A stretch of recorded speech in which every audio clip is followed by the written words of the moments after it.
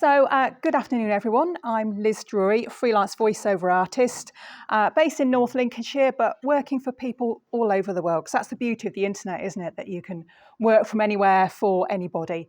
So I'm going to chat to you today a little bit about audio for heritage projects. So next slide, please. So who am I to start with? As I said, I'm a freelance voiceover artist. I'm the voice of a number of museum and gallery audio tours and walks around historic places. I'm the leader of the Barton Ghost Walk, which I have been since 2015. And I also created a heritage walk around Barton-on-Humber for the Heritage Open Days, which we did last year and again this year. That's along with other members of the South Bank Players, who I'm a member of, based in Barton. Next slide. So why am I specialising in the heritage sector? I work across all sorts of different voiceover, lots of corporate stuff. I'm the voice of lots of company phone systems. I narrate a lot of e-learning courses for online training, announcements for events, radio adverts, documentaries, all kinds of things. But heritage is what I really enjoy working in. That's because that's my background. So I have a PhD in archaeological science. If you want to know about prehistoric chewing gum, you can ask me about that later. I've got experience of working in a museum setting. That's what I did before we moved to this part of the world. And I'm a member of the Association for Heritage Interpretation, which I joined earlier this year. And I went to their conference in Cardiff back in October, which was fantastic. And I've been a member of this group for some time now. So heritage is the things that I really love working on, and I would love more work in that sector. So why would you want to use audio as part of a heritage project?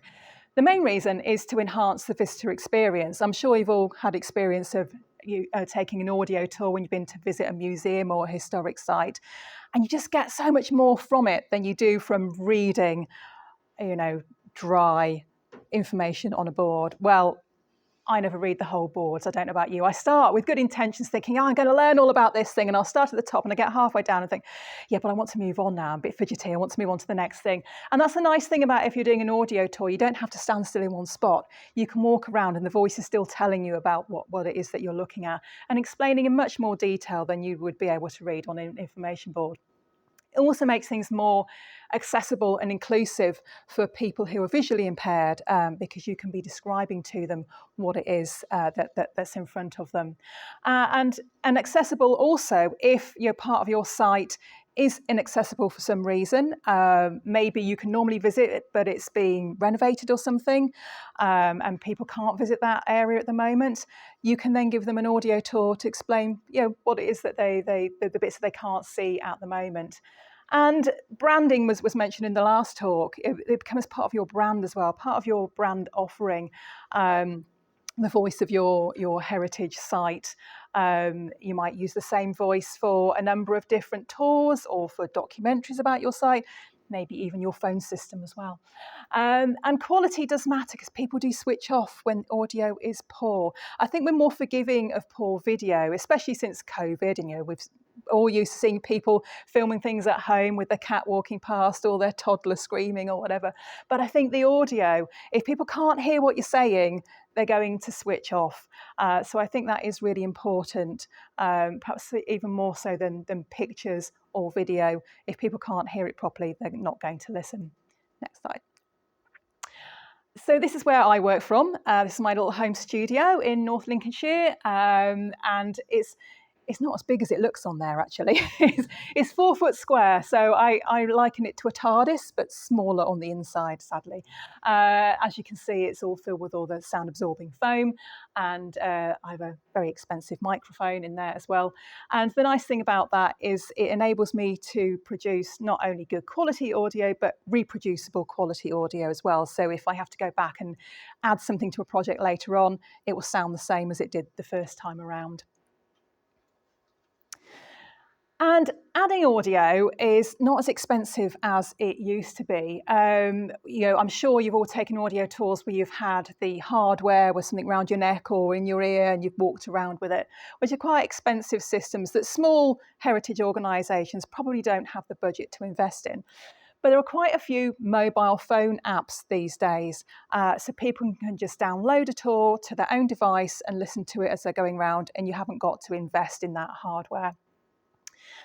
The only cost then is the cost of having it recorded. If you've got volunteers who can write the script, who can take photographs of your site, then the only cost would be the time of somebody like me to do the actual recording. And it's the kind of project that you might be able to get grant funding for. I've certainly worked on projects where people have been able to get a grant for it. I'm talking to Winterton Church at the moment, who are in the process of applying for a grant. They've already got a guide, a booklet to take people around the church, but they want to turn that into an audio tour to make the church more accessible for people and a bit more interesting than people just reading a booklet. Next slide. So I've just got a few examples of some of the kinds of things that I've worked on. So this project was about a year ago, St Mary Redcliffe, which is a huge church in the Bristol area. I've not been to it. That's the downside of doing audio tours. People just send me a script. I don't actually get to go to these lovely places. I just sit in my little box and describe them. But I saw some pictures of it and it's very beautiful. So they have guides who take people around the church, but of course people that they're using volunteers, they're not always available to take people around, and so they wanted to create an audio tour version of it so that people could do that in their own leisure, on their own time. They're not dependent on somebody being available to take visitors around. And that sits on something called the Bloomberg Connects app, which is a mobile phone app. So like I just described, people download it to their own phone and go around with using their own device. Here's another one, also on the Bloomberg Connects app, the Escher in Het Paleis Gallery in The Hague. I've done a couple of audio tours for them. So one, as you might expect, the Highlights audio guide takes people around a number of different prints and pictures by Escher, and I talk all about what the inspiration was and what the picture is showing. But a second audio guide is to the building itself, because it's in the Winter Palace of Queen Emma. So that was interesting in its own right. So people can have an audio tour taking them around the pictures or around the building. I don't do the Dutch version of the tour, only the English version. But of course, there's quite a few Dutch words to pronounce in there. And again, as I said, that sits on the Bloomberg Connects app too. Though it used to be on a different app called Easy Travel, izi.travel, which I think is on my next slide. So easy.travel has been around for quite a few years now. I first did work for them back in about 2012. And this particular audio tour on here is for the Massey Shore in London, which is a museum on a boat. It was a fireboat on the Thames, but it was also one of the Dunkirk little ships. So it got an amazing story, and that was a really fascinating one to narrate. So once again, people can download it to their phones, and whilst they're doing the tour of the ship, they can be listening to me telling them more about this little ship's adventures. Now, this one's slightly different. So this is an outdoor audio tour. The ones I've just been talking about, of course, are all inside. So this one is the Nelson Trail in London, and you might be able to see on the map here, there's various different numbers, and those are all different points on the trail. And once again, this is on the Easy.travel app, and it's very clever because it integrates with GPS technology. So as you're walking along, you're approaching point one, the audio for point one will automatically start playing and then tell you which direction to take in order to get to point two. So it leads you around this tour, talking about Nelson's life and different buildings that were important to him in his lifetime. Now this one's different again. So this was another Dutch project for the Gooi en Vecht area of the Netherlands, and they produced a virtual reality tour. And once again, I'm the English voice. That is in Dutch as well. And you might see on here the yellow circles. Those are all different points that you can go and look at. So You can just look at it on a phone or the computer, but obviously it works best if you've got a VR headset, and you click on those little points there, and it takes you into that place. And then my voice comes out telling you, yeah, if you look to your right, you can see this, and look over here, and you can see that. So that was a really exciting one to work on.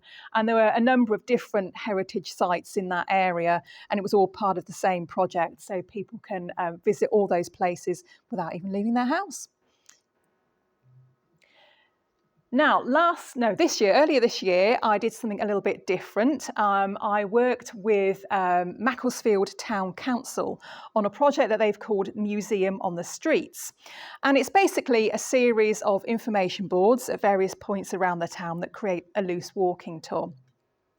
And on each board, there are photographs of what it used to look like in the past and stories about that part of the town. And then there's also a QR code people can scan that takes them to some audio associated with that board. Now, they didn't want to use me as their voiceover artist because they wanted local people with local accents, and I definitely don't have a Macclesfield accent.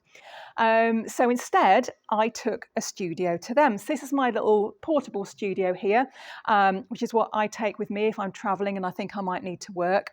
So I took that to Macclesfield Town Hall, which is where I've set it up there, and their volunteers came and recorded the audio to go alongside those boards. Next slide.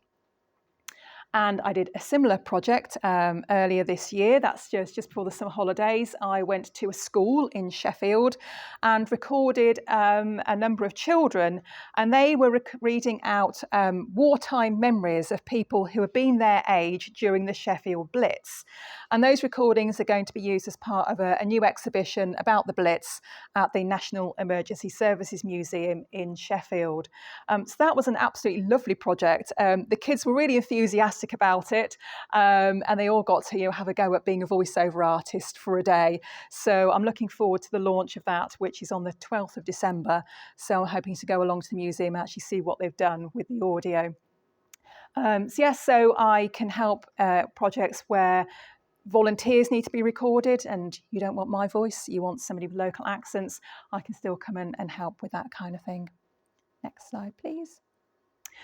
So if anyone would like any more information, that's my website there. You can find me on LinkedIn and Facebook, and that's my email address at the bottom. So if anyone is interested in learning more about audio for heritage, then I would be glad to have a chat to you. Thank you. Any questions before I sit down? Yes. Do you do the editing of the sound as well, or just the recording? Oh, I do, yes, yeah. So, which is the time-consuming part. Yes, I do. All the editing as well, yeah. From a creative career journey, how did you become a voiceover artist? Just thinking in a wider kind of it's creative careers month. What's the career journey of becoming a voiceover artist? So it goes back to when I was doing my PhD, and I wrote an article for a magazine called British Archaeology, all about prehistoric chewing gum, which I mentioned at the start. And it must have been a really slow news week that this article came out, because the press got hold of this story. And for about 2 weeks, I was in continual demand. And my work was reported on the front page of the Times, the Telegraph, the Observer, the Mail, the Mirror. I was interviewed on Radio 1, Radio 5 Live, Radio 4, loads of local radio stations. And the university, I was at the University of Bradford, they had a little recording studio which had an ISDN line, which meant they could link to the radio stations, and it would sound like I was in the studio even though I wasn't. And I remember sitting in front of a microphone waiting for one of these interviews to start, thinking, I'm really enjoying this. So that's where the seed was sown. And when I moved to this area, I ended up working at Channel 7 with John and Wendy over here, where I was a presenter, and I did some voiceover work as part of my job there because, yes, that's right. So everything was done in-house, as John remembers, including voiceover recording. So that's where I got my first experience, really. And then I had a gap from doing that and came back to it in 2011. We were living in the States due to my husband's job. And I saw something advertised called a little course called Acting for the Camera. And I thought, oh, it'd be fun to get back on camera again. Went along. There was only a few people there. The tutor said, what are you guys interested in? I'll tailor the course to you. And I said to her, well, I've had a bit of experience of voiceover, but no idea how to go about taking that any further. Turned out she did some voiceover work. She kind of mentored me, pointed me in the right direction. So I started as a voiceover artist in the States, where they do love a British accent. Came back here, got my studio and carried on. That's the very short version. Anybody else? No? Well, thank you very much. Thank you.